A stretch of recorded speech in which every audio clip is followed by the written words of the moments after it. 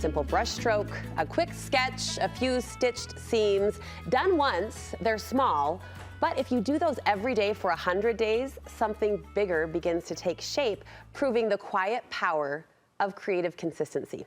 That's exactly the idea behind the 100 Days Project.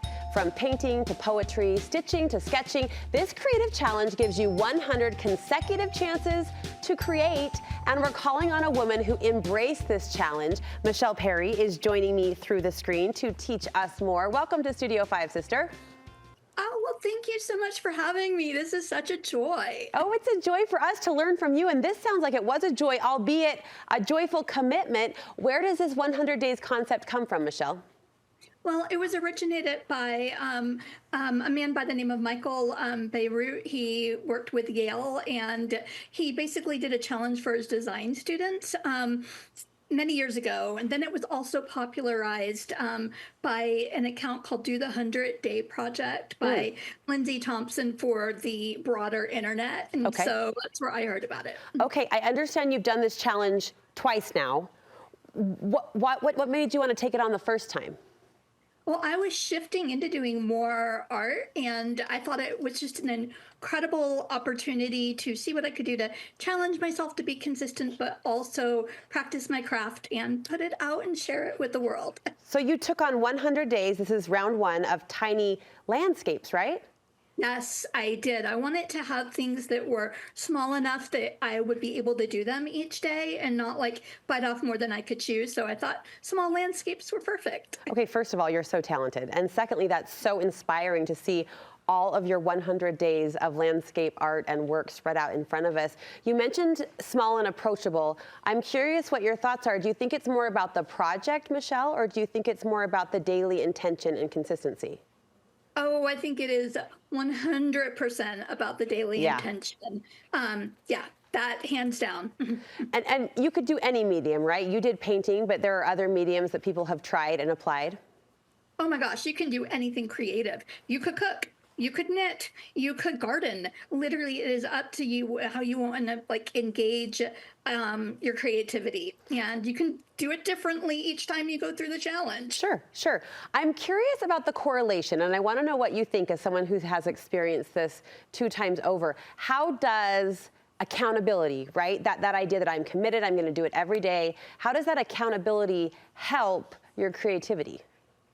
I think accountability can be a loaded term in a creative context. So I prefer to think about it in terms of celebration. I'm going to celebrate every step forward. I'm going to celebrate every part of the process. And that's way more motivating and far less intimidating. Yeah, it doesn't demand the same, discipline as, say, a fitness routine, right? That's a different accountability. I like the idea of celebration. We celebrate creativity because if it gets too pressureful, then it's counterintuitive, right?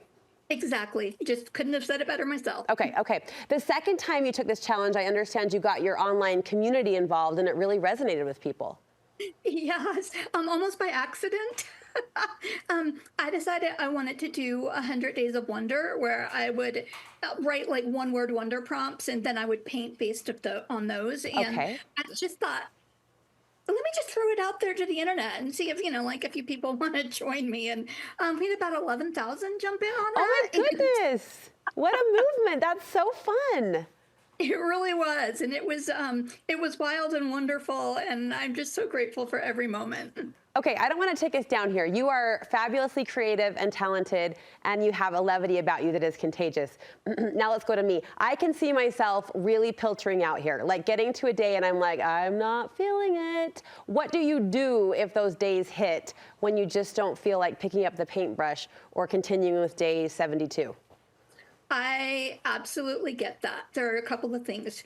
You can batch your days. You don't have to do them all on like every single day if you know you're in an intense week or whatnot and you want to do a few at a time. Okay. But I think the bigger answer to that is to realize that creativity and the creative process isn't just about picking up your craft or your paintbrush or whatever it is that you're using. It is about dialing into life and dialing into beauty and looking for wonder. And so if you don't feel like creating with a paintbrush, maybe shift and take a look outside, wander around, engage that sense of beauty and wonder and groundedness. Lovely.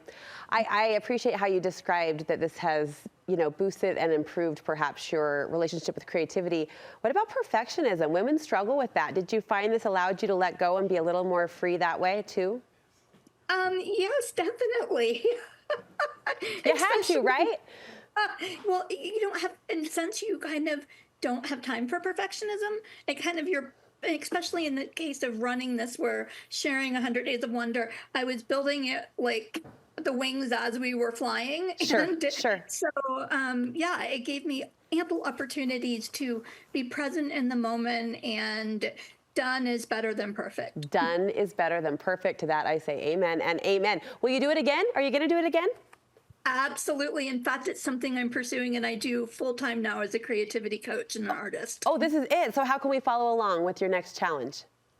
Well, you can follow along with me on my Substack at dmichelleperry.substack.com, on my website, dmichelleperry.com, and on Instagram, Threads, and pretty much social media anywhere, Michele Perry. That's a job I didn't know existed, a creativity coach. I think we all need one, and we're lucky to have you in our corner and pocket today. Thank you so much, sister. Great job. Thank you so much for having me.